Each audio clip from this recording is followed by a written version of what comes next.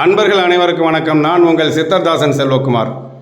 2024 வருடத்திற்கு உண்டான மகரம் ராசிக்கு உண்டான பலாபலன்கள், சாதகங்கள் என்ன, பாதகங்கள் என்ன என்பதை மிக தெளிவாக விளக்கக்கூடிய இந்த பதிவை கடைசி வரைக்கும் பாருங்கள். இந்த பதிவு உங்களுக்கு பிடித்திருந்தால், உபயோகமாக இருந்தால் சப்ஸ்கிரைப் பண்ணுங்கள், ஷேர் பண்ணுங்கள், கமெண்ட் பண்ணுங்கள்.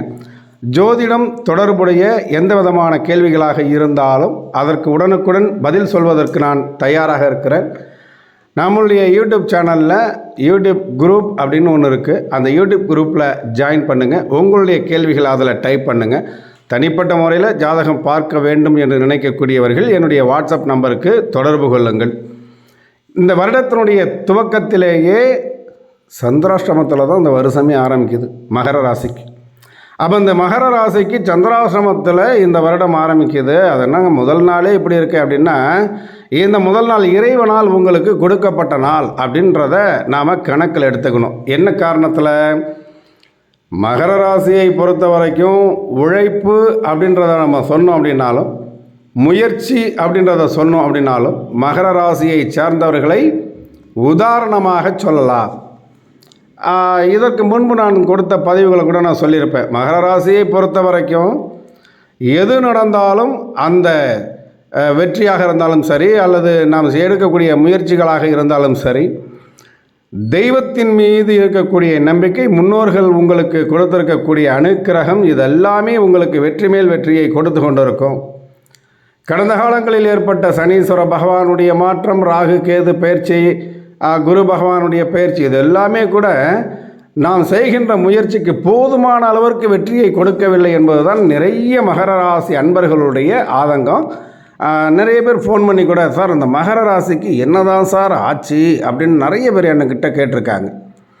அதற்கு உண்டான காரணங்கள் அப்படின்றத பார்க்கும் பொழுது, இன்றைக்கு இருக்கக்கூடிய கிரக நிலைகள் மிக மிக சாதகமாக உங்களுக்கு இருக்குது. அதனால் அந்த வருடத்தினுடைய முதல் நாளை தெய்வத்தினுடைய வழிபாட்டிற்காக நாம் ஒதுக்கி கொள்ளலாம். அப்படி ஒதுக்கிட்டு அதற்கு அடுத்தது வரக்கூடிய ஒரு நாளுமே நம் மகர ராசியை சேர்ந்தவர்களுக்கு மிக அற்புதமான யோகமான காலகட்டமாகவே அமையப் போகிறது. ராசியினுடைய நாதன், ராசியினுடைய அதிபதி சனீஸ்வர பகவான், ஈஸ்வர பகவான் என்கக்கூடிய அந்த பட்டத்தை வாங்கினவர் இல்லையா, அவர் இருக்கக்கூடிய இடம் என்பது ஒரு அற்புதமான இடமாகவே இருக்கிறது. தனஸ்தானம், வாக்குஸ்தானம், குடும்பஸ்தானம், நாம் சொல்லக்கூடிய சொல்லை நிறைவேற்றி தருவதற்குண்டான வாய்ப்புகள், இதுவரை நமக்கு இருந்த பொருளாதாரத்தினுடைய வீழ்ச்சி, அதாவது பொருளாதார மந்த நிலை என்பதை விட பொருளாதாரத்தினுடைய வீழ்ச்சி, ஏதாவது ஒரு வகையில் நாம் உருண்டு புரண்டு போராடி அந்த காலத்தை நம்ம ஓட்டணும் அப்படின்னா கூட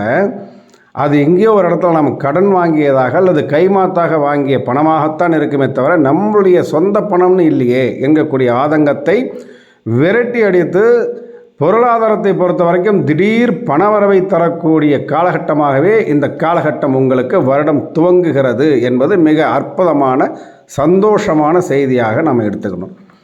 அது மட்டுமல்ல, இதற்கு முன்னாடியே நம்ம ஒரு வார்த்தையை சொல்லிட்டோம் அப்படின்னா அந்த வார்த்தையை நம்ம எப்பாடுபட்டாவது அந்த வார்த்தையை காப்பாற்றணும் அப்படின்றதில் மிக குறிக்கோளாக இருக்கக்கூடிய அன்பர்கள், நாம் சொல்லக்கூடிய அந்த சொல்லுக்கு உண்டான வலிமை நமக்கு வேணும் என்று எதிர்பார்த்து கொண்டிருந்தவர்களுக்கு கடந்த 8 வருட காலமாக எதுவுமே செய்ய முடியல அப்படின்றது தான். கிட்டத்தட்ட 8 வருடம் என்பதை விட 9 வருட காலமாக எதையுமே செய்ய முடியல. நான் வாழ்வாங்கு வாழ்ந்தேன், நான் ஒரு வார்த்தை கை நீட்டி சொன்னேன் அப்படின்னு சொன்னால் அதை கேட்டுட்டு என் பின்னாடி பெரிய கூட்டமே இருந்துச்சு. இப்போல்லாம் நானாக பார்த்து ஒருத்தங்களை 2 பேரை செலக்ட் பண்ணி வச்சுருக்கிறேனே தவிர முன்ன இருந்த மாதிரியான ஒரு கூட்டமும் இல்லை.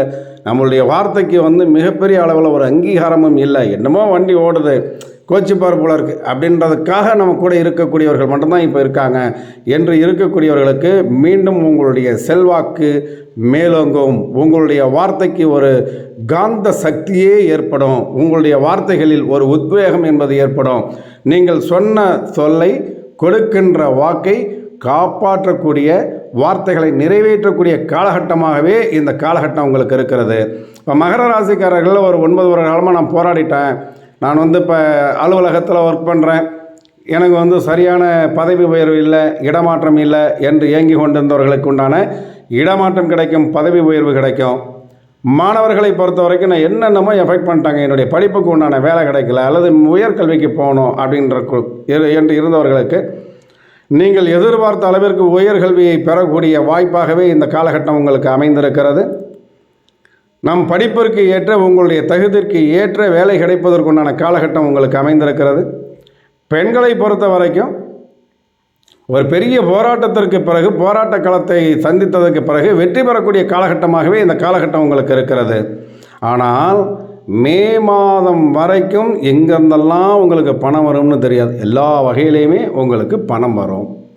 அந்த பணத்தை வைத்து நாம் ஒரு நிரந்தரமான ஸ்திரத்தன்மையான வாழ்க்கைகளை எப்படி ஏற்படுத்திக் கொள்வது என்பதற்குண்டான ஆலோசனைகளையும் முயற்சிகளையுமே மட்டுமே நீங்கள் செய்து கொண்டிருக்கலாம். ஆனால் மே மாதத்திற்கு பிறகு சொத்து சுக சேர்க்கை, நீங்கள் எதிர்பாராத பதவிகள், பதவி அப்படின்னா எப்படிப்பட்ட பதவின்னு கேட்டிங்கன்னா, ஒரு கௌரவ பதவி இருக்கும். அது அரசியலில் இருப்பவர்களாக இருக்கட்டும் அல்லது அலுவலகங்கள் பணியாற்றக்கூடியவர்களாக இருக்கட்டும், இந்த பதவி நமக்கு வேணும் என்று கற்பனை செய்து கொண்டிருப்பவர்களுக்கு மத்தியில் நீங்கள் கற்பனை செய்ததை தாண்டி உங்களை மகிழ்ச்சி கடலில் ஆழ்த்துவதற்கு உண்டான பதவியை இந்த காலகட்டங்களிலே, அதுவும் குறிப்பாக இந்த 2024 வருடத்தில் நீங்கள் அனுபவித்தே தீரலாம்.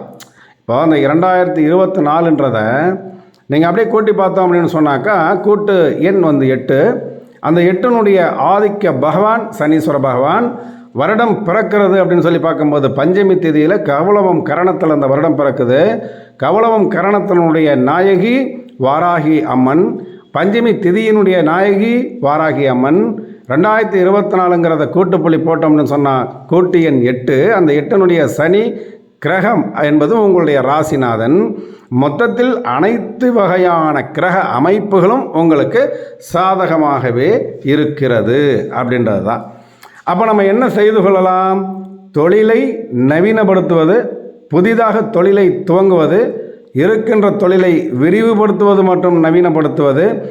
அது மட்டுமல்ல, இந்த காலகட்டங்களில் இந்த 9 வருட காலமாக எல்லாமே முயற்சி பண்ணி போராடி ஒரு மாதிரி மனசு சலிப்பு தட்டு இருந்துச்சு இல்லையா?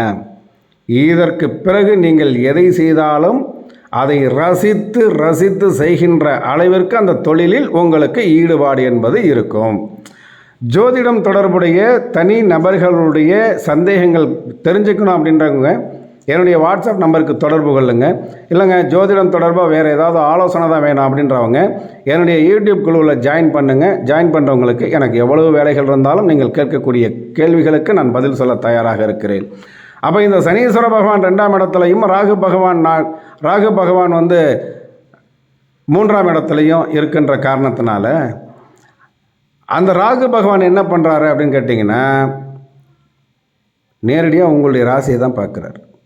அப்போ அந்த ராசியை பார்க்கின்ற போது ராகு என்ன பண்ணுவார்? ராகுவை போல் கொடுப்பவர் இல்லை.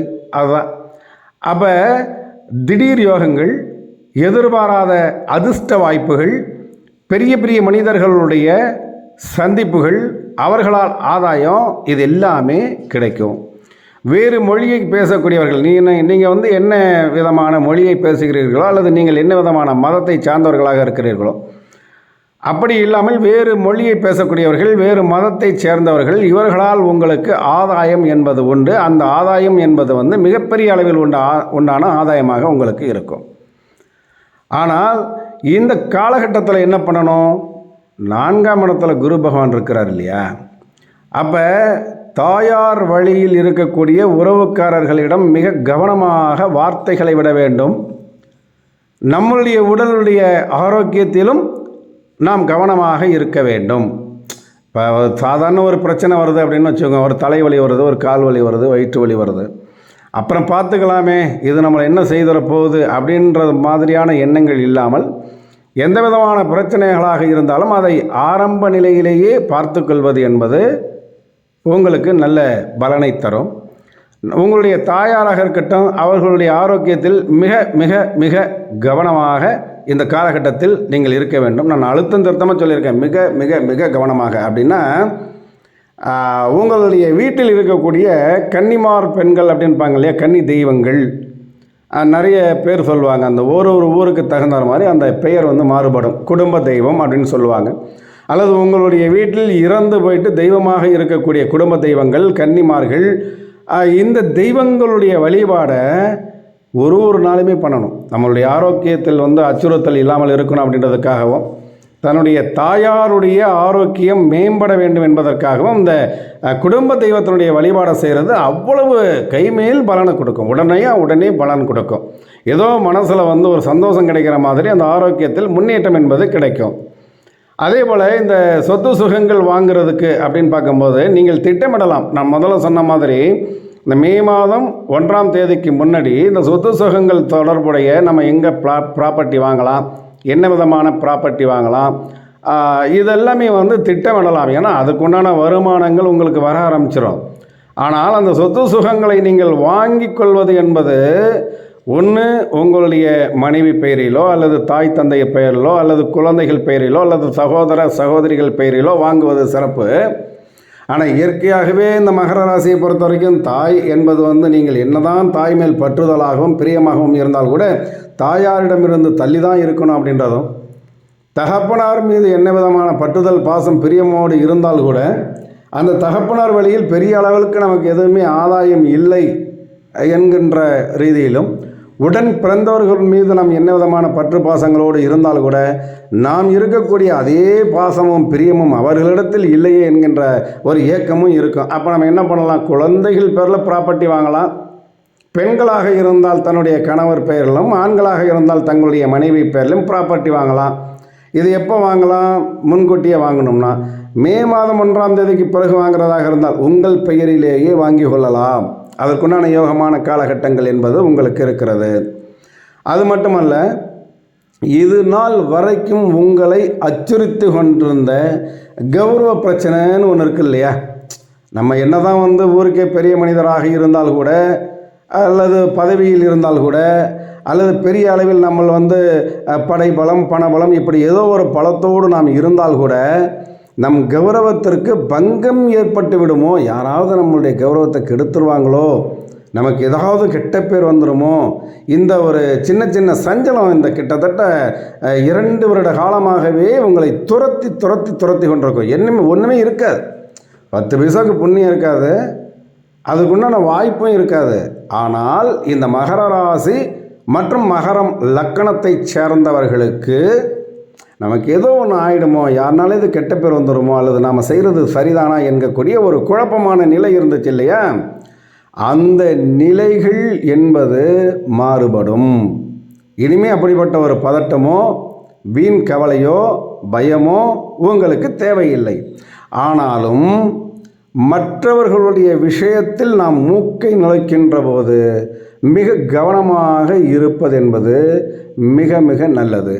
சரிங்க, நான் வந்து இருக்கிறதெல்லாம் இருக்கட்டும், இத்தனை காலகட்டமும் நான் செய்த முயற்சிக்கு உண்டான அங்கீகாரமும் பலனும் எனக்கு கிடைக்குமா? இதுதான் ஒரே கேள்வி. அப்படின்னா கண்டிப்பாக கிடைக்கும்.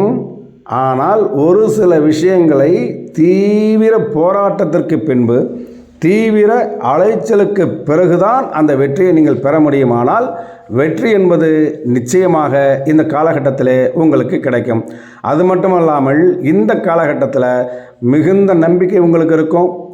சமீப காலமாக என்னடா நம்ம பண்ணுற சாமி கும்பிட்றது கூட நமக்கு வந்து சரியில்லை போல இருக்கேன்னு நினச்சி அந்த தெய்வத்தின் மேலே இருக்கக்கூடிய நம்பிக்கை கூட குறைகின்ற அளவிற்கு உங்களுக்கு மன சஞ்சலங்களெல்லாம் இருந்திருக்கும். ஆனால் இதற்கு பிறகு தெய்வ நம்பிக்கை என்பது கூடும், உற்சாகம் பிறக்கும், நம்பிக்கை பிறக்கும். எல்லா வகையிலும் உங்களுக்கு முன்னேற்றமான காலகட்டமாகவே இருக்கிறது. ஒரு வாரமும் கண்டிப்பாக தவறாமல் உங்கள் வீட்டிற்கு அருகாமையில் இருக்கக்கூடிய பழமை வாய்ந்த சிவனாலயங்களுக்கு சென்று அங்கே இருக்கக்கூடிய பைரவருக்கு நீங்கள் வழிபாடு செய்யலாம். அபிஷேகம் பண்ணலாம், அர்ச்சனை பண்ணலாம், சந்தனகாப்பு பண்ணலாம், சந்தனாதி தைலம் வாங்கி கொடுத்து அதனால் அபிஷேகம் பண்ணலாம். எதுவுமே இல்லையா, சாதாரணமாக பிரார்த்தனை செய்து ஒரு வாரமும் சனிக்கிழமை நேரங்களில் அந்த பைரவருக்கு முன்னாடி ஒரு 10 நிமிஷம் உட்கார்ந்துருக்கிறது உங்களுடைய வாழ்க்கையை மிகப்பெரிய அளவில் பெயர் புகழ் செல்வம் செல்வாக்கோடு கொண்டு செல்லும் என்பதில் எந்த விதமான மாற்றமும் இல்லை. இது குறித்து உங்களுக்கு ஏதாவது சந்தேகங்கள் இருந்தால் என்னுடைய வாட்ஸ்அப் நம்பருக்கு தொடர்பு கொள்ளுங்கள். மீண்டும் வேறொரு பதிவில் சந்திப்போம். வணக்கம்.